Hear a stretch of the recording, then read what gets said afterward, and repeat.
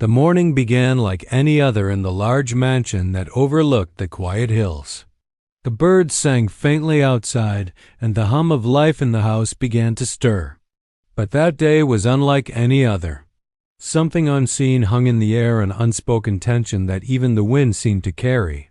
Inside, Mr. Kamau, a man known throughout the city for his wealth and quiet discipline, sat at his long table, staring into his untouched cup of tea.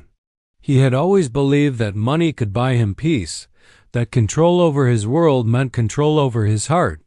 But that morning, the silence felt different. He could feel that peace slipping. For 10 years, his maid, Amina, had been part of his life. She had joined him when his company was struggling and stayed long after he became one of the richest men in the region. Amina was humble, loyal, and soft-spoken. She came with 2 children, Musa and little Zuri. Kamau never questioned much about her past.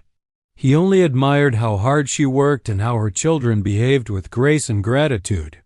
They felt like part of the house, yet not quite family. That morning, as Kamau prepared for an important business meeting, his driver burst into the hallway, breathless. "Sir," he said, his voice trembling slightly, "someone is at the gate.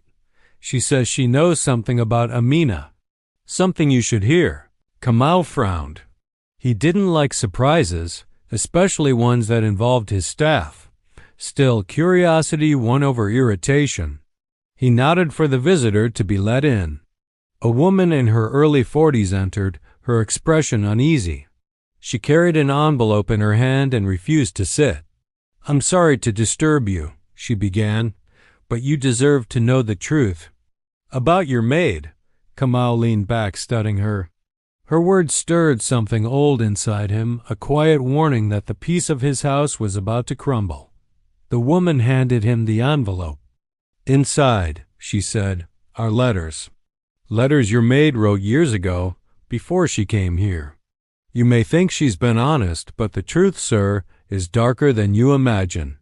Before Kamau could ask more, the woman left, her footsteps echoing down the hall.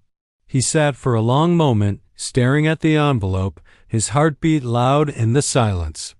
He could hear Amina's voice in the kitchen, calling her children for breakfast. The sound was warm, familiar. It didn't fit with the shadow those letters promised. With trembling hands, he opened the envelope and began to read. The first letter began gently. "To the man I once loved." Kamau froze. He scanned the rest. The handwriting was Amina's. The letter spoke of a secret one tied to a man who had left her years ago. A man she once worked for. A man who promised her a future but abandoned her after she gave birth. His eyes caught a line that made his blood run cold.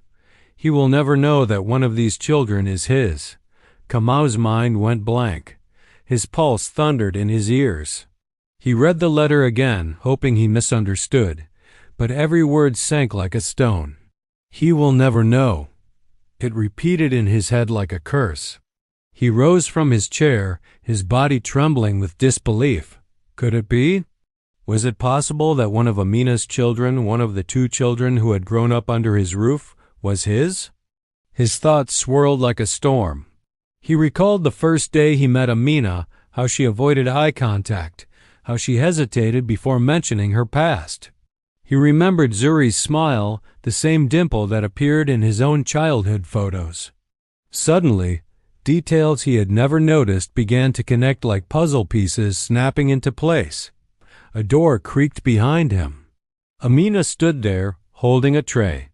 "Sir," she said softly, "you haven't touched your breakfast. Is everything all right?" Kamau looked up, his expression unreadable. "Amina," he said slowly, "where did you live before you came to work here?" Her face shifted just slightly, but he caught it, that flicker of fear, that hesitation. "Why do you ask, sir?" "Because someone came this morning," he replied. "Someone who knew you. She left me something." He held up the letters. Amina's eyes widened, and the tray in her hands trembled. The silence stretched between them, heavy and suffocating. Then she spoke, her voice cracking. "Please, sir." "It's not what you think." Kamau's patience snapped. Then tell me what I should think. He shouted, his voice echoing off the walls. Tell me why a letter in your handwriting says one of your children is mine. Tears welled in Amina's eyes. She set the tray down carefully and took a step back, her hands trembling. I was desperate, she whispered. You don't understand what those years were like. I had no choice. Whose child, Amina? Kamau demanded, his voice breaking. Whose child is mine? Amina's breath hitched. Musa and Zuri stood quietly in the hallway now, watching the scene unfold. Zuri clutched her brother's arm, confused and afraid. Amina turned toward them, her eyes filled with anguish. I never wanted it to happen this way, she said. I swore I'd never tell you. But since the truth has found its way here, she looked directly at Kamau. Zuri is your daughter. The room went silent. Kamau's body went still. The only sound was the faint chirping of birds outside, a cruel reminder of how normal everything had been just minutes before.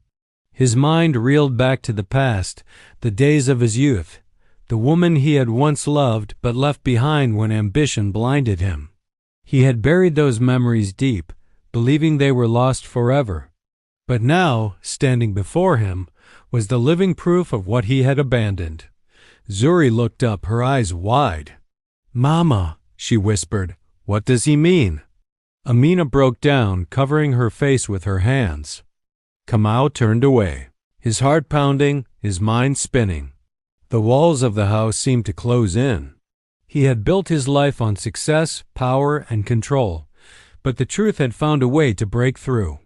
And this was only the beginning, because outside the mansion, the woman who had delivered the letters was not gone for good. She had more to reveal, truths that would destroy not just Camo's trust, but everything he believed about his own past. The day had begun with silence, but by nightfall, nothing in that house would ever be the same again. The house that had once echoed with calm now breathed only tension. Every corner carried a secret whisper. Every sound felt like a reminder of betrayal. The air itself seemed heavier that evening. After Amina's confession, silence had taken hold of silence that spoke louder than words ever could. Kamau sat in his study, the same letters open before him, his thoughts colliding like thunder. The fire beside him crackled, but its warmth couldn't touch the chill that had settled inside him. Amina waited outside the room, her eyes red from tears, her hands trembling as she clasped them together. Musa and Zuri were upstairs, confused and frightened. They didn't understand the storm that had just torn through their lives. For Kamau, the revelation had opened a door to a past he thought he had sealed forever, a past filled with decisions made in the hunger for success, and hearts left behind in the shadow of ambition. Finally, he rose from his chair. His voice, when it came, was cold. Amina, he said, I need the whole truth. No more secrets. Amina nodded slowly, stepping inside. You remember the village you left years ago? She began. You were a young man then, full of dreams. You came to build your business, and you hired me to help care for your home there. We were close, too close. You said you'd come back after your success, but when you left, I found out I was carrying your child. I tried to reach you, but your company grew, and so did the distance between us. So I raised her alone. Then I heard you had moved here, and when I lost my husband Musa's father, I came with both children to start anew. I never planned to tell you. I wanted Zuri to have a father's kindness, even if she never knew the truth. Kamau listened, his chest tight, his eyes burning with mixed emotion. Shame, disbelief, anger all fought for dominance inside him. So you lied to me, he whispered. For 10 years you looked me in the eyes and lied. I protected her, Amina said, her voice trembling. You may call it a lie, but to me it was survival. Just then, the sound of footsteps came from the hallway. It was Musa, his face pale but his eyes strong. Mother didn't lie to hurt anyone, he said. She gave everything she had for us. And if you can't forgive her, At least don't punish her for a truth she was too afraid to speak. Kamau turned his gaze toward him. For the first time, he saw Musa not as a servant's child, but as a young man carrying the courage he himself had lost years ago. The moment cracked something deep inside him. But before he could speak, the doorbell rang. The same woman who had brought the letters was back. Amina's eyes widened in fear. Kamau frowned but allowed her in. "What more could you possibly have to say?" he demanded. The woman stepped forward, holding another envelope thicker than the last. "You think the first truth was hard to hear?" she said quietly. "Then prepare for what comes next." Because Amina wasn't the only one keeping secrets. Kamau took the envelope and opened it. Inside were legal papers documents showing a hidden inheritance, properties, and a name he thought had long been erased. The papers revealed that someone had been secretly transferring funds from his late father's estate, someone he had trusted deeply. His heart sank when he saw the signature. It was his own business partner and childhood friend, Otieno, the man who helped him rise to wealth, the man who stood beside him through every victory. Betrayal ran deeper than blood that night. Kamau's voice trembled. "Why are you giving me this?" The woman looked at him with heavy eyes. "Because I was his wife, Otieno's wife.